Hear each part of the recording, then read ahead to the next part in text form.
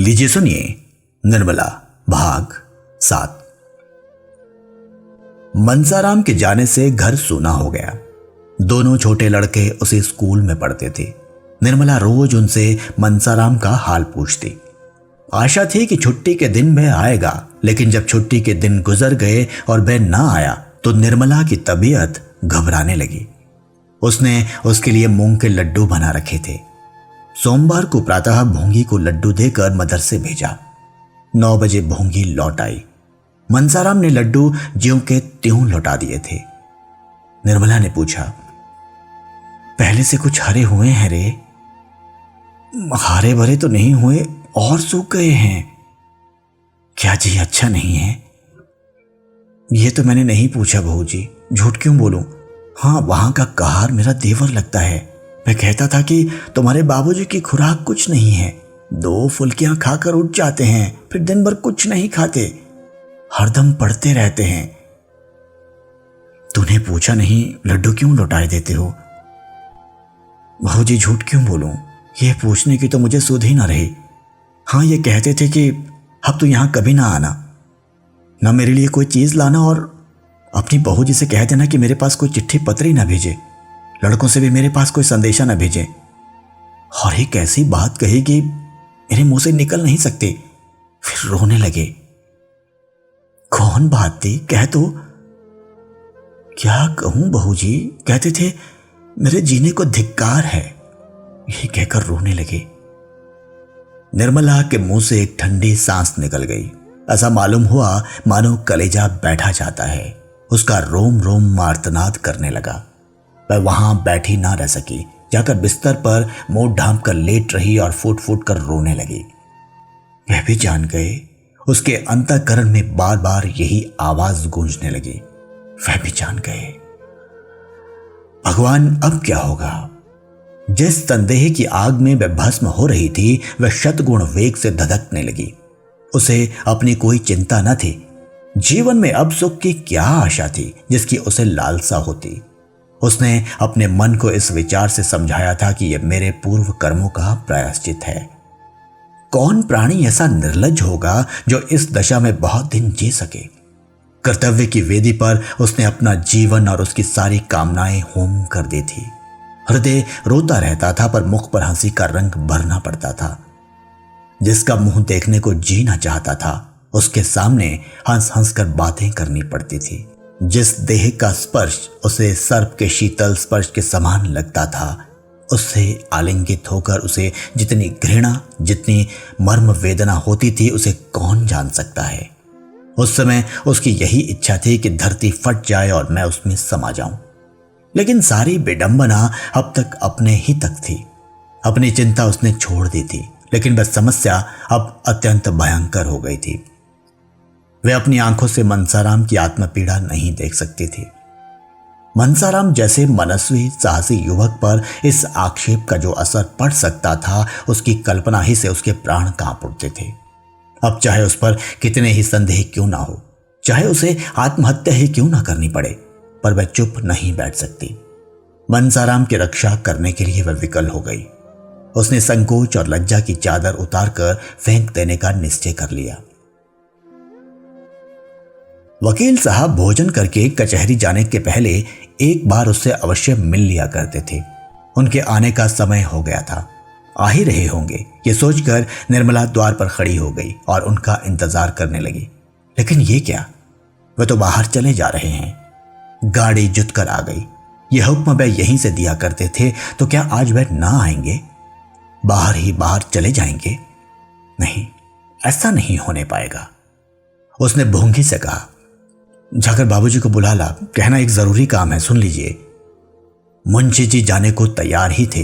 यह संदेशा पाकर अंदर आए, पर कमरे में ना आकर दूर से ही पूछा, क्या बात है भाई, जल्दी कह दो, मुझे एक जरूरी काम से जाना है। अभी थोड़ी देर हुई, हेडमास्टर साहब का एक पत्र आया था कि मनसाराम को ज्वर आ गया है। बेहतर हो कि आप घर ही पर उसका इलाज करें, इसलिए उधर से ही होता हुआ कचहरी जाऊंगा। तुम्हें कोई खास बात तो नहीं कहनी है? निर्मला पर मानो वज्र गिर पड़ा। आंसुओं के आवेग और कंठ स्वर में घोर संग्राम होने लगा। दोनों पहले निकलने पर तुले हुए थे। दो में से कोई एक कदम भी पीछे हटना नहीं चाहता था। कंठ स्वर की दुर्बलता और आंसुओं की सबलता देखकर यह निश्चय करना कठिन नहीं था कि एक क्षण यही संग्राम होता रहा तो मैदान किसके हाथ रहेगा। आखिर दोनों साथ साथ निकले, लेकिन बाहर आते ही बलवान ने निर्बल को दबा लिया। केवल इतना मुंह से निकला, कोई खास बात नहीं थी, आप तो उधर जा ही रहे हैं। मुंशी जी, मैंने लड़कों से पूछा था, वो कहते हैं कि कल बैठे पढ़ रहे थे, आज न जाने क्या हो गया। निर्मला ने आवेश से कांपते हुए कहा, यह सब आप कर रहे हैं। मुंशी जी ने त्योरियां बदल कर कहा, मैं कर रहा हूं? मैं क्या कर रहा हूं? अपने दिल से पूछिए। मैंने तो यही सोचा था कि यहां उसके पढ़ने में जी नहीं लगता, वहां और लड़कों के साथ कम से कम पढ़ेगा ही। ये तो बुरी बात ना थी, और मैंने क्या किया? खूब सोचिए, इसीलिए आपने उन्हें वहां भेजा था। आपके मन में और कोई बात ना थी? मुंशी जी जरा हिचकिचाए और अपनी दुर्बलता को छिपाने के लिए मुस्कुराने की चेष्टा करके बोले, और क्या बात हो सकती है, भला तुम ही सोचो। खैर यही सही, अब आप कृपा करके उन्हें आज ही लेते आइएगा। वहां रहने से उनकी बीमारी बढ़ जाने का भय है। यहां दीदी जी जितनी तीमारदारी कर सकती हैं, दूसरा नहीं कर सकता। एक क्षण के बाद उसने सिर नीचा करके कहा, मेरे कारण ना लाना चाहते हो तो मुझे घर भेज दीजिए, मैं वहां आराम से रहूंगी। मुंशी जी ने इसका कुछ जवाब न दिया, बाहर चले गए और एक क्षण में गाड़ी स्कूल की ओर चली। मन, तेरी गति कितनी विचित्र है, कितनी रहस्य से भरी हुई, कितनी दुर्भेद्य, तो कितनी जल्दी रंग बदलता है। इस कला में तू निपुण है। आतिशबाजी की चरखी को भी रंग बदलते कुछ देर लगती है, पर तुझे रंग बदलने में उसका लक्षांश समय भी नहीं लगता। जहां अभी वात्सल्य था, वहां फिर संदेह ने आसन जमा लिया। मैं सोचते थे कहीं उसने बहाना तो नहीं किया है। मनसाराम 2 दिन तक गहरी चिंता में डूबा रहा। बार बार अपनी माता की याद आती, न खाना अच्छा लगता, न पढ़ने ही में जी लगता। उसकी काया पलट सी हो गई। 2 दिन गुजर गए और छात्रालय में रहते हुए भी उसने वह काम ना किया जो स्कूल के मास्टरों ने घर से कर लाने को दिया था। परिणाम स्वरूप उसे बेंच पर खड़ा रहना पड़ा। जो बात कभी ना हुई थी वह आज हो गई। ये असहाय अपमान भी उसे सहना पड़ा। तीसरे दिन वह इन्हीं चिंताओं में मगन हुआ अपने मन को समझा रहा था। क्या संसार में अकेली मेरी ही माता मरी है? वे माताएं तो सभी इसी प्रकार की होती हैं। मेरे साथ कोई नई बात नहीं हो रही है। अब मुझे पुरुषों की भांति दुगने परिश्रम से अपना काम करना चाहिए। जैसे माता पिता राजी रहें, वैसे उन्हें राजी रखना चाहिए। इस साल अगर छात्रवृत्ति मिल गई तो मुझे घर से कुछ लेने की जरूरत ही ना रहेगी। कितने ही लड़के अपने ही बल पर बड़ी बड़ी उपाधियां प्राप्त कर लेते हैं। भाग्य के नाम को रोने कोसने से क्या होगा? इतने में जियाराम आकर खड़ा हो गया। मनसाराम ने पूछा, घर का क्या हाल है जिया? नहीं, अम्मा जी तो बहुत प्रसन्न होंगी। जियाराम, उनके मन का हाल तो मैं नहीं जानता, लेकिन जब से तुम आए हो उन्होंने 1 जून भी खाना नहीं खाया। जब देखो तब रोया करते हैं। जब बाबूजी आते हैं तब अलबत्ता हंसने लगती है। तुम चले आए तो मैंने भी शाम को अपनी किताबें संभाली, यहीं तुम्हारे साथ रहना चाहता था। भूंगी चुड़ैल ने जाकर अम्मा जी से कह दिया। बाबूजी बैठे थे, उनके सामने ही अम्मा जी ने आकर मेरी किताबें छीन ली और रोकर बोली, तुम भी चले जाओगे तो इस घर में कौन रहेगा? अगर मेरे कारण तुम लोग घर छोड़ छोड़ कर भागे जा रहे हो तो लो मैं ही कहीं चली जाती हूं। मैं तो झल्लाया हुआ था ही। वहां अब बाबूजी भी ना थे। बिगड़ कर बोला, आप क्यों कहीं चली जाएंगी? आपका तो घर है, आप आराम से रहिए। गैर तो हम ही लोग हैं, हम ना रहेंगे तो आपको आराम ही आराम होगा। मनसाराम, तुमने खूब कहा, बहुत ही अच्छा कहा। इस पर और भी जलाई होंगी और जाकर बाबूजी से शिकायत की होगी। जियाराम, नहीं, ये कुछ नहीं हुआ। बेचारी जमीन पर बैठकर रोने लगी। मुझे भी करुणा आ गई, मैं भी रो पड़ा। उन्होंने आंचल से मेरे आंसू पोंछे और बोली, जिया, मैं ईश्वर को साक्षी देकर कहती हूं कि मैंने तुम्हारे भैया के विषय में तुम्हारे बाबूजी से एक शब्द भी नहीं कहा। मेरे भाग में कलंक लिखा हुआ है, वही भोग रही हूं। फिर और ना जाने क्या क्या कहा जो मेरी समझ में नहीं आया। कुछ बाबूजी की बात थी। मनसाराम ने उद्विग्नता से पूछा, बाबूजी के विषय में क्या कहा, कुछ याद है? जियाराम, बातें तो भाई मुझे याद नहीं आती, मेरी मेमोरी कौन बड़ी है, लेकिन उनकी बातों का मतलब कुछ ऐसा मालूम होता था कि उन्हें बाबूजी को प्रसन्न रखने के लिए यह स्वांग भरना पड़ रहा है। न जाने धर्म अधर्म की कैसी बातें करती थी जो मैं बिल्कुल ना समझ सका। मुझे तो अब इसका विश्वास आ गया है कि उनकी इच्छा तुम्हें यहां भेजने की न थी। मनसाराम, तुम इन चालों का मतलब नहीं समझ सकते, ये बड़ी गहरी चालें हैं। जियाराम, तुम्हारी समझ में होंगी, मेरी समझ में नहीं है। मनसाराम, जब तुम ज्योमेट्री नहीं समझ सकते तो इन बातों को क्या समझ सकोगे? उस रात को जब मुझे खाना खाने के लिए बुलाने आई थी तो उनके आग्रह पर मैं जाने को तैयार भी हो गया था। उस वक्त बाबूजी को देखते ही उन्होंने जो कैड़ा बदला, वह क्या मैं कभी भी भूल सकता हूं? जियाराम, यही बात मेरी समझ में नहीं आती। अभी कल ही मैं यहां से गया तो लगी तुम्हारा हाल पूछने। मैंने कहा, वह तो कहते थे कि मैं कभी इस घर में कदम ना रखूंगा। मैंने कुछ झूठ तो कहा नहीं, तुमने मुझसे कहा ही था। इतना सुनना था कि फूट फूट कर रोने लगी। मैं दिल में बहुत पछताया कि कहां से कहां मैंने ये बात कह दी। बार बार यही कहती थी, क्या वे मेरे कारण घर छोड़ देंगे? मुझसे इतने नाराज हैं। चले गए और मुझसे मिले तक नहीं। खाना तैयार था, खाने तक नहीं आए। हाय, मैं क्या बताऊं किस विपत्ति में हूं। इतने में बाबूजी आ गए। बस तुरंत आंखें पोंछकर मुस्कुराती हुई उनके पास चली गई। यह बात मेरी समझ में नहीं आती। आज मुझे बड़ी मिन्नत की कि उनको साथ लेते आना। आज मैं तुम्हें खींच ले चलूंगा। 2 दिन में वह कितनी दुबली हो गई है, तो मैं ये देखकर उन पर दया आई तो चलोगे ना? मनसाराम ने कुछ जवाब ना दिया। उसके पैर कांप रहे थे। जियाराम तो हाजिरी की घंटी सुनकर भागा, पर वह बेंच पर लेट गया और इतनी लंबी सांस ली मानो बहुत देर से उसने सांस ही नहीं ली है। उसके मुख से दुस्सह वेदना में डूबे हुए शब्द निकले, हाय ईश्वर। इस नाम के सिवा उसे अपना जीवन निराधार मालूम होता था। इस एक उच्छ्वास में कितना नैराश्य था, कितनी संवेदना, कितनी करुणा, कितनी दीन प्रार्थना भरी हुई थी, इसका कौन अनुमान कर सकता है। अब सारा रहस्य उसकी समझ में आ रहा था और बार बार उसका पीड़ित हृदय आर्तनाद कर रहा था, हाय ईश्वर, इतना घोर कलंक। क्या जीवन में इससे बड़ी विपत्ति की कल्पना की जा सकती है? क्या संसार में इससे घोरतम नीचता की कल्पना हो सकती है? आज तक किसी पिता ने अपने पुत्र पर इतना निर्दय कलंक लगाया होगा? जिसके चरित्र की सभी प्रशंसा करते थे, जो अन्य युवकों के लिए आदर्श समझा जाता था, जिसने कभी अपवित्र विचारों को अपने पास नहीं फटकने दिया, उसी पर यह घोरतम कलंक। मनसाराम को ऐसा मालूम हुआ मानो उसका दिल फटा जाता है। दूसरी घंटी भी बज गई। लड़के अपने अपने कमरे में गए, पर मनसाराम हथेली पर गाल रखे अनिमेष नेत्रों से भूमि की ओर देख रहा था, मानो उसका सर्वस्व जलमग्न हो गया हो, मानो वह किसी को मुंह ना दिखा सकता हो। स्कूल में गैरहाजिरी हो जाएगी, जुर्माना हो जाएगा, इसकी उसे चिंता नहीं। जब उसका सर्वस्व लुट गया तो अब इन छोटी छोटी बातों का क्या भय। इतना बड़ा कलंक लगने पर भी अगर जीता रहूं तो मेरे जीने को धिक्कार है। उसी शोकातिरेक दशा में मैं चिल्ला पड़ा, माता जी तुम कहां हो?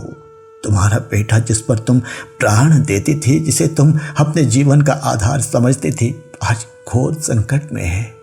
उसी का पिता उसकी गर्दन पर छुरी फेर रहा है। हाय, तुम हो। मनसाराम फिर शांत चित्त से सोचने लगा, मुझ पर यह संदेह क्यों हो रहा है? इसका क्या कारण है? मुझ में ऐसी कौन सी बात उन्होंने देखी जिससे उन्हें यह संदेह हुआ? वे हमारे पिता हैं, मेरे शत्रु नहीं हैं जो अनायास ही मुझ पर यह अपराध लगाने बैठ जाए। जरूर उन्होंने कोई ना कोई बात देखी या सुनी है। उनका मुझ पर कितना स्नेह था, मेरे बगैर भोजन न करते थे। वही मेरे शत्रु हो जाएं, यह बात अकारण नहीं हो सकती।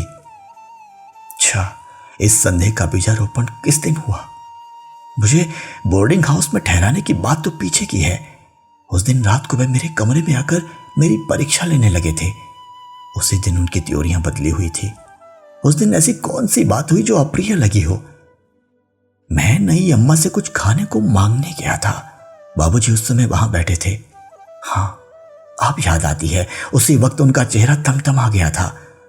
उसी दिन से नई अम्मा ने मुझसे पढ़ना छोड़ दिया। अगर मैं जानता कि मेरा घर में आना जाना, अम्मा जी से कुछ कहना सुनना और उन्हें पढ़ाना लिखाना पिताजी को बुरा लगता है, तो आज क्यों ये नौबत आती? और नई अम्मा, उन पर क्या बीत रही होगी?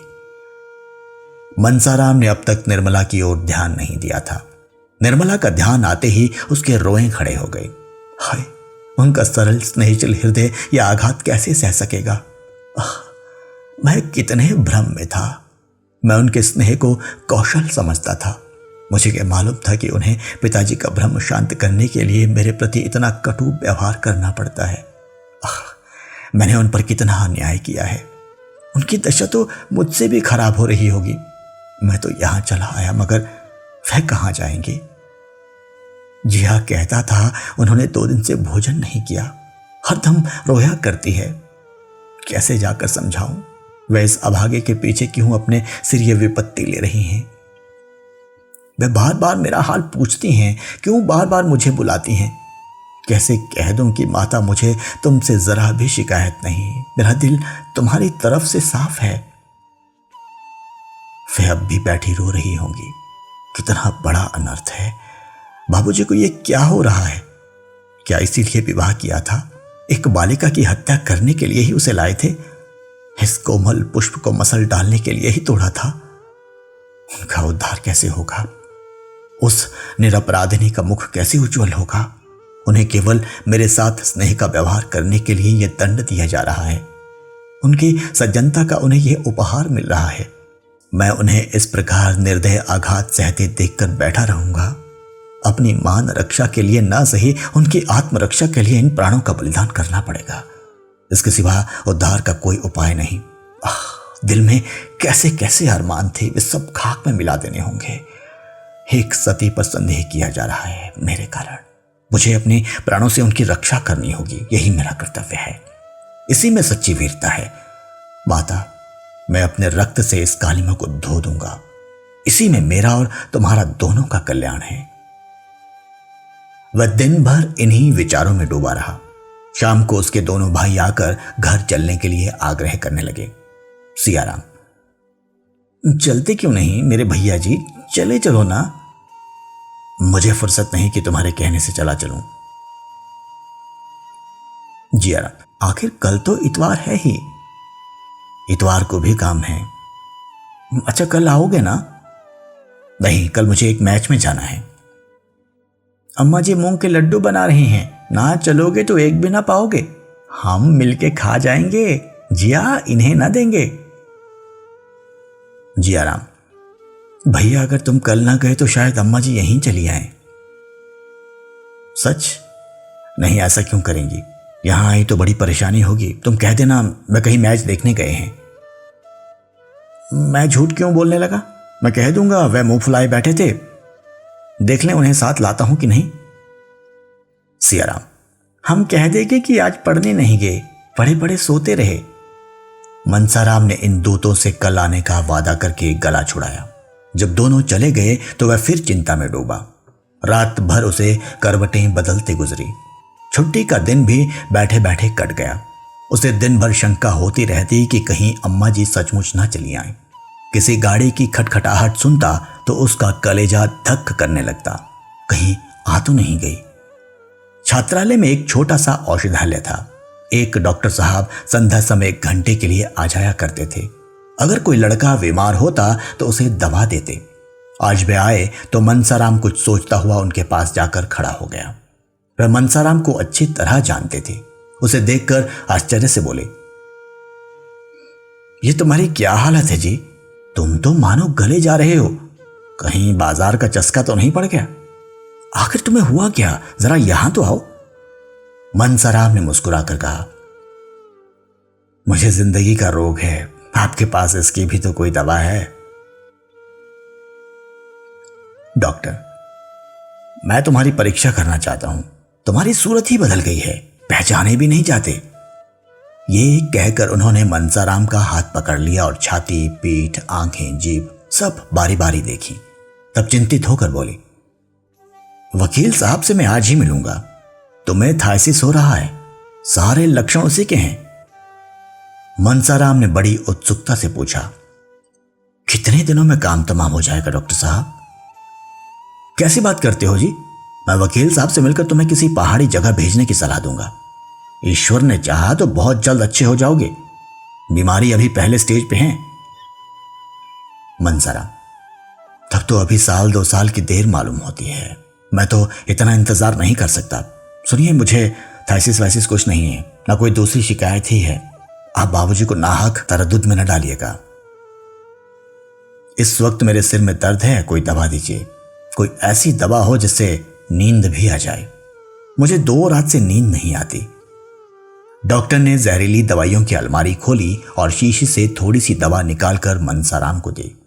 मनसाराम ने पूछा, यह तो कोई जहर है, भला इसे कोई पी ले तो मर जाए? नहीं, मर तो नहीं जाए, पर सिर में चक्कर जरूर आ जाए। कोई ऐसी दवा भी है इसमें जिसे पीते ही प्राण निकल जाएं? ऐसी 1-2 नहीं, कितनी ही दवाएं हैं। ये जो शीशी देख रहे हो, इसकी एक बूंद भी पेट में चली जाए तो जान ना बचे, आनन फानन में मौत हो जाए। क्यों डॉक्टर साहब, जो लोग जहर खा लेते हैं उन्हें बड़ी तकलीफ होती होगी। सभी जहरों में तकलीफ नहीं होती। बात तो ऐसे हैं कि पीते ही आदमी ठंडा हो जाता है। ये शीशी इसी किस्म की है। इसे पीते ही आदमी बेहोश हो जाता है, फिर उसे होश नहीं आता। मनसाराम ने सोचा, तब तो प्राण देना बहुत आसान है, फिर क्यों लोग इतना डरते हैं? ये शीशी कैसे मिलेगी? अगर दवा का नाम पूछकर शहर के किसी दवा फरोश से लेना चाहूं तो वह कभी ना देगा। इसे मिलने में कोई दिक्कत नहीं। ये तो मालूम हो गया कि प्राणों का अंत बड़ी आसानी से किया जा सकता है। मनसाराम इतना प्रसन्न हुआ मानो कोई इनाम पा गया हो। उसके दिल पर से बोझ सा हट गया। चिंता की मेघराशि जो सिर पर मंडरा रही थी छिन्न भिन्न हो गई। महीनों बाद आज उसे मन में एक स्फूर्ति का अनुभव हुआ।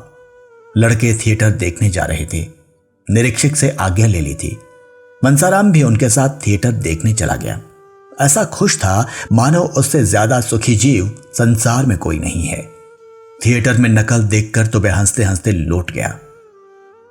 बार बार तालियां बजाने और वंस मोर की हांक लगाने में पहला नंबर उसी का था। गाना सुनकर वह मस्त हो जाता था और ओहो हो करके चिल्ला उठता था। दर्शकों की निगाहें बार बार उसकी तरफ उठ जाती थी। थिएटर के पात्र भी उसी की ओर ताकते थे और ये जानने को उत्सुक थे कि कौन महाशय इतने रसिक और भावुक हैं। उसके मित्रों को उसकी उच्छृंखलता पर आश्चर्य हो रहा था। वह बहुत ही शांतचित्त, गंभीर स्वभाव का युवक था। आज वह क्यों इतना हास्यशील हो गया है? क्यों उसके विनोद का पारावार नहीं है? 2 बजे रात को थिएटर से लौटने पर भी उसका हास्योन्माद कम नहीं हुआ। उसने एक लड़के की चारपाई उलट दी।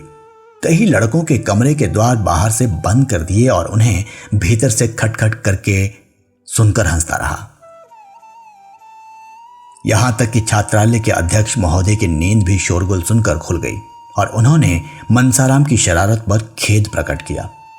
कौन जानता है कि उसके अंतःस्थल में कितनी भीषण क्रांति हो रही है। संदेह के निर्दय आघात ने उसकी लज्जा और आत्मसम्मान को कुचल डाला है। उसे अपमान और तिरस्कार का लेश मात्र भी भय नहीं है।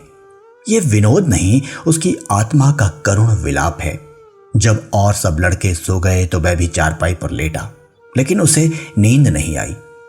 एक क्षण के बाद वह बैठा और अपनी सारी पुस्तकें बांधकर संदूक में रख दी। जब मरना ही है तो पढ़कर क्या होगा? जिस जीवन में ऐसी ऐसी बाधाएं हैं, ऐसी ऐसी यातनाएं हैं, उससे मृत्यु कहीं अच्छी। ये सोचते सोचते तड़का हो गया। 3 रात से वह एक क्षण भी ना सोया था। इस वक्त वह उठा तो उसके पैर थर थर कांप रहे थे और सिर में चक्कर सा आ रहा था। आंखें जल रही थी और शरीर के सारे अंग शिथिल हो रहे थे। दिन चढ़ता जाता था और उसमें इतनी शक्ति भी ना थी कि उठकर मुंह हाथ धो डाले। एकाएक उसने भोंगी को रुमाल में कुछ लिए हुए एक कहार के साथ आते देखा। उसका कलेजा सन्न रह गया। हाय ईश्वर, वे आ गई। अब क्या होगा? भोंगी अकेली नहीं आई होगी, बग्घी जरूर बाहर खड़ी होगी। कहां तो उससे उठा ना जाता था, कहां भोंगी को देखते ही दौड़ा और घबराई हुई आवाज में बोला, अम्मा जी भी आई हैं क्या रे? जब मालूम हुआ कि अम्मा जी नहीं आई तब उसका चित्त शांत हुआ। भोंगी ने कहा, भैया तुम कल गए नहीं, बहू जी तुम्हारी राह देखती रह गई। उनसे क्यों रूठे हो भैया? कहती है मैंने उनकी कुछ भी शिकायत नहीं की है। मुझसे आज रोकर कहने लगी, उनके पास ये मिठाई लेती जा और कहना मेरे कारण क्यों घर छोड़ दिया है। कहाँ रख दूं ये थाली? मनसाराम ने रुखाई से कहा, ये थाली अपने सिर पर पटक दे चुड़ैल। वहां से चली है मिठाई लेकर, खबरदार जो फिर कभी इधर आई। सौगात लेकर चली है, जाकर कह देना मुझे उनकी मिठाई नहीं चाहिए। जाकर कह देना तुम्हारा घर है, तुम रहो वहां बड़े आराम से, खूब खाते और मौज करते हैं।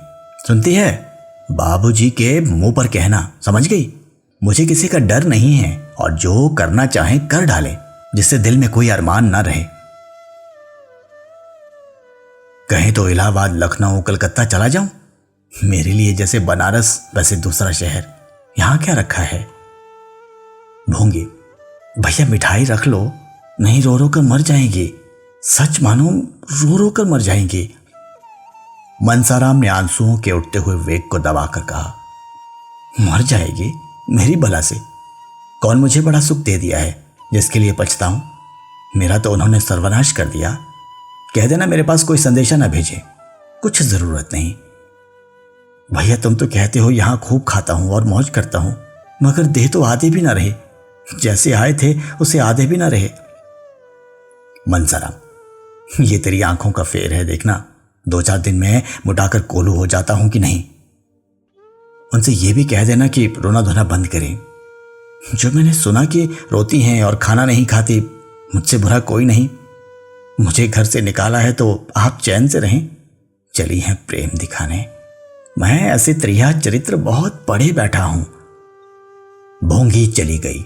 मनसाराम को उससे बातें करते ही कुछ ठंड मालूम होने लगी थी। यह अभिनय करने के लिए उसे अपने मनोभावों को जितना दबाना पड़ा था वह उसके लिए असाध्य था। उसका आत्मसम्मान उसे इस कुटिल व्यवहार का जल्द से जल्द अंत कर देने के लिए बाध्य कर रहा था। पर इसका परिणाम क्या होगा? निर्मला क्या यह आघात सह सकेगी? अब तक वह मृत्यु की कल्पना करते समय किसी अन्य प्राणी का विचार न करता था, पर आज एकाएक ज्ञान हुआ कि मेरे जीवन के साथ एक और प्राणी का जीवन सूत्र भी बंधा हुआ है। निर्मला यह समझेगी कि मेरी निष्ठुरता ही ने इनकी जान ली। यह समझकर उसका कोमल हृदय फट न जाएगा। उसका जीवन तो अब भी संकट में है। संदेह के कठोर पंजे में फंसी हुई अबला क्या अपने को हत्यारिणी समझकर बहुत दिन जीवित रह सकती है? मनसाराम ने चारपाई पर लेटकर लिहाफ फोड़ लिया।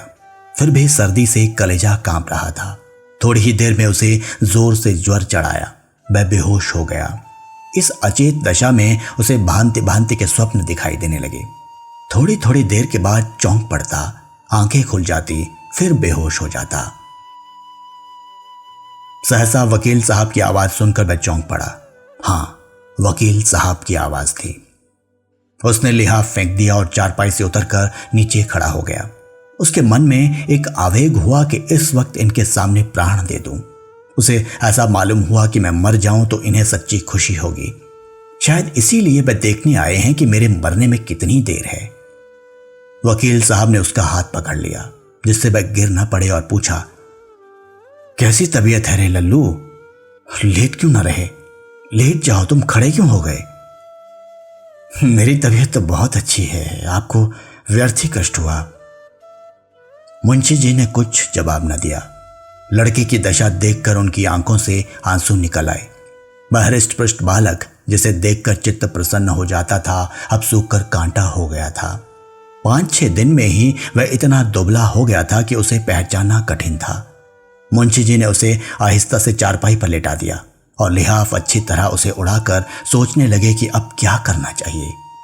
कहीं लड़का हाथ से तो नहीं जाएगा। यह ख्याल करके वे शोक बेहवल हो गए और स्टूल पर बैठकर फूट फूट कर रोने लगे। मनसाराम भी लिहाफ में मुंह लपेटे रो रहा था। अभी थोड़े ही दिनों पहले उसे देखकर पिता का हृदय गर्व से फूल उठता था, लेकिन आज उसे इस दारुण दशा में देखकर भी वह सोच रहे हैं कि इसे घर ले चलूं या नहीं। क्या यहां दवा नहीं हो सकती? मैं यहां 24 घंटे बैठा रहूंगा। डॉक्टर साहब यहां हैं ही, कोई दिक्कत ना होगी। घर ले चलने में उन्हें बाधाएं ही बाधाएं दिखाई देती थी। सबसे बड़ा भय यह था कि वहां निर्मला इसके पास हरदम बैठी रहेगी और मैं मना न कर सकूंगा। ये उनके लिए असहाय था। इतने में अध्यक्ष ने आकर कहा, मैं तो समझता हूं कि आप इन्हें अपने साथ ले जाएं। गाड़ी है ही, कोई तकलीफ ना होगी। यहां अच्छी तरह देखभाल ना हो सकेगी। मुंशी जी, हाँ आया तो मैं इसी ख्याल से था, लेकिन इनकी हालत बहुत ही नाजुक मालूम होती है। जरा सी असावधानी होने से सरसाम हो जाने का भय है। अध्यक्ष, यहां से इन्हें ले जाने में थोड़ी सी दिक्कत जरूर है, लेकिन ये तो आप खुद सोच सकते हैं कि घर पर जो आराम मिल सकता है वह यहां किसी तरह नहीं मिल सकता। इसके अतिरिक्त किसी बीमार लड़के को यहां रखना नियम के विरुद्ध है।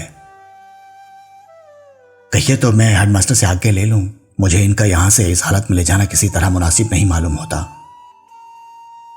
अध्यक्ष ने हेडमास्टर का नाम सुना तो समझे कि यह महाशय धमकी दे रहे हैं। जरा तिनक कर बोले, हेडमास्टर नियम विरुद्ध कोई बात नहीं कर सकते। मैं इतनी बड़ी जिम्मेदारी कैसे ले सकता हूं? अब क्या हो, क्या घर पर ले जाना ही पड़ेगा? यहां रखने का तो यह बहाना था कि ले जाने से बीमारी बढ़ जाने की शंका है। यहां से ले जाकर अस्पताल में ठहराने का कोई बहाना नहीं है। जो सुनेगा वह यही कहेगा कि डॉक्टर की फीस बचाने के लिए लड़के को अस्पताल फेंकाए, पर अब ले जाने के सिवा और कोई उपाय न था। अगर अध्यक्ष महोदय इस वक्त रिश्वत लेने पर तैयार हो जाते तो शायद 2-4 साल का वेतन ले देते, लेकिन कायदे के पाबंद लोगों में इतनी बुद्धि, इतनी चतुराई कहां। अगर इस वक्त मुंशी जी को कोई आदमी ऐसा सुझाव देता जिसमें उन्हें मनसाराम को घर न ले जाना पड़े तो वह आजीवन उसका एहसान मानते। सोचने का समय भी न था। अध्यक्ष महोदय शैतान की तरह सिर पर सवार थे। बेवश होकर मुंशी जी ने दोनों साइंसों को बुलाया और मनसाराम को उठाने लगे। मनसाराम अर्धचेतना की दशा में था। चौंक कर बोला, क्या है? कौन है? कोई नहीं है बेटा, मैं तुम्हें घर ले चलना चाहता हूं। आओ गोद में उठा लूं। मुझे क्यों घर ले चलते हैं? मैं वहां नहीं आऊंगा। यहां तो रह नहीं सकते, नियम ही ऐसा है। कुछ भी हो, वहां ना जाऊंगा। मुझे और कहीं ले चलिए, किसी पेड़ के नीचे, किसी झोंपड़ी में, जहां चाहे रखिए, पर घर पर ना ले चलिए। अध्यक्ष ने मुंशी जी से कहा, आप इन बातों का ख्याल ना करें, ये तो होश में नहीं है। कौन होश में नहीं है? मैं होश में नहीं हूं। किसी को गालियां देता हूं, दांत काटता हूं। क्यों होश में नहीं हूं? मुझे यहीं पड़ा रहने दीजिए। जो कुछ होना होगा यही होगा। अगर ऐसा है तो मुझे अस्पताल ले चलिए, मैं वहां पड़ा रहूंगा। जीना होगा जीऊंगा, मरना होगा मरूंगा, लेकिन घर किसी तरह भी ना जाऊंगा। ये जोर पाकर मुंशी जी फिर अध्यक्ष की मिन्नतें करने लगे, लेकिन बेकायदे का पाबंद आदमी कुछ सुनता ही ना था। अगर छूत की बीमारी हुई और किसी दूसरे लड़के को छूत लग गई तो कौन उसका जवाबदेह होगा? इस तर्क के सामने मुंशी जी की कानूनी दलीलें भी मात हो गई। आखिर मुंशी जी ने मनसाराम से कहा, बेटा तुम्हें घर चलने से क्यों इनकार हो रहा है? वहां तो सभी तरह का आराम रहेगा। मुंशी जी ने कहने को तो यह बात कह दी, लेकिन डर रहे थे कहीं सचमुच मनसाराम चलने पर राजी ना हो जाए। मनसाराम को अस्पताल में रखने का कोई बहाना खोज रहे थे। उसकी जिम्मेदारी मनसाराम ही के सिर डालना चाहते थे। यह अध्यक्ष के सामने की बात थी। वह इस बात की साक्षी दे सकते थे कि मनसाराम अपनी जिद से अस्पताल जा रहा है। मुंशी जी का इसमें लेश मात्र भी दोष नहीं है। मनसाराम ने झल्लाकर कहा, नहीं नहीं, 100 बार नहीं, मैं घर नहीं जाऊंगा। मुझे अस्पताल ले चलिए और घर के सब आदमियों को मना कर दीजिए कि मुझे देखने ना आए। मुझे कुछ नहीं हुआ है, बिल्कुल बीमार नहीं हूं। आप मुझे छोड़ दीजिए, मैं अपने पांव से चल सकता हूं। वह उठ खड़ा हुआ और उन्मत्त की भांति द्वार की ओर चला, लेकिन पैर लड़खड़ा गए। यदि मुंशी जी ने संभाल न लिया होता तो उसे बड़ी चोट आती। दोनों नौकरों की मदद से मुंशी जी उसे बग्घे के पास लाए और अंदर बैठा दिया। गाड़ी अस्पताल की ओर चली। वही हुआ जो मुंशी जी चाहते थे। इस शोक में भी उनका चित्त संतुष्ट था। लड़का अपनी इच्छा से अस्पताल जा रहा था। क्या यह इस बात का प्रमाण नहीं था कि घर में इसे कोई स्नेह नहीं है? क्या इससे यह सिद्ध नहीं होता कि मनसाराम निर्दोष है? वह उसके ऊपर अकारण ही भ्रम कर रहे थे, लेकिन जरा ही देर में इस तुष्टि की जगह उनके मन में ग्लानि का भाव जागृत हुआ। वे अपने प्राण प्रिय पुत्र को घर न ले जाकर अस्पताल लिए जा रहे थे। उनके विशाल भवन में उनके पुत्र के लिए जगह न थी, इस दशा में भी, जबकि उसका जीवन संकट में पड़ा हुआ था। कितनी विडंबना है।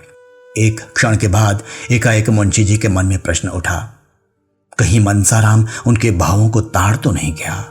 इसीलिए तो उसे घर से घृणा नहीं हो गई है। अगर ऐसा है तो गजब हो जाएगा। उस अनर्थ की कल्पना ही से मुंशी जी के रोएं खड़े हो गए और कलेजा धक धक करने लगा। हृदय में एक धक्का सा लगा। अगर इस ज्वर का यही कारण है तो ईश्वर ही मालिक है। इस समय उनकी दशा अत्यंत दयनीय थी। वह आग जो उन्होंने अपने ठिठुरे हुए हाथों को सेंकने के लिए जलाई थी, अब उनके घर में लगी जा रही थी। इस करुणा, शोक, पश्चाताप और शंका से उनका चित्त घबरा उठा। उनके गुप्त रोदन की ध्वनि बाहर निकल सकती थी तो सुनने वाले रो पड़ते। उनके आंसू बाहर निकल सकते तो उनका तार बंध जाता। उन्होंने पुत्र के वर्णहीन मुख की ओर एक वात्सल्यपूर्ण नेत्रों से देखा। वेदना से विकल होकर उसे छाती से लगा लिया और इतना रोए कि हिचकी बन गई। सामने अस्पताल का फाटक दिखाई दे रहा था।